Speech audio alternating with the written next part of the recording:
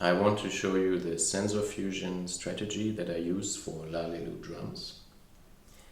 So why do I need sensor fusion? It's because I use two cameras in parallel, and the video that you see is actually recorded by those two cameras, and that's why the perspective is jumping back and forth.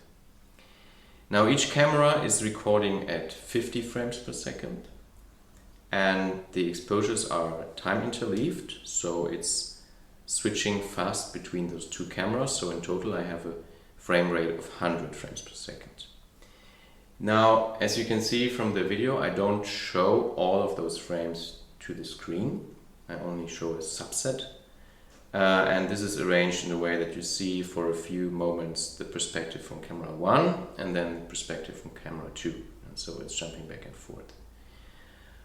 But from all the frames, there's a post-estimation result, and you can see the tracking of my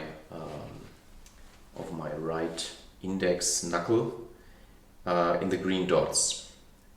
But as you can see, of course, since the camera perspective jumps back and forth, also the post-estimation jumps back and forth.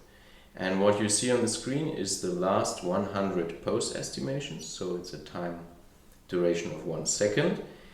And of course it would be desirable to have a consistent stream and not a stream that jumps back and forth between the two camera images. And I have a solution for that. I will now activate it.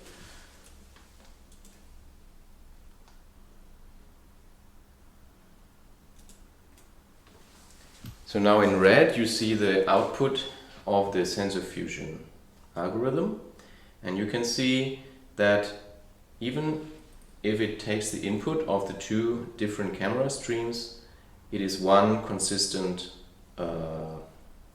curve in the center between the two others. It's not just a plain average, which you can see if I run fast. So if I go fast, you see that the green lines, the green traces, have kind of large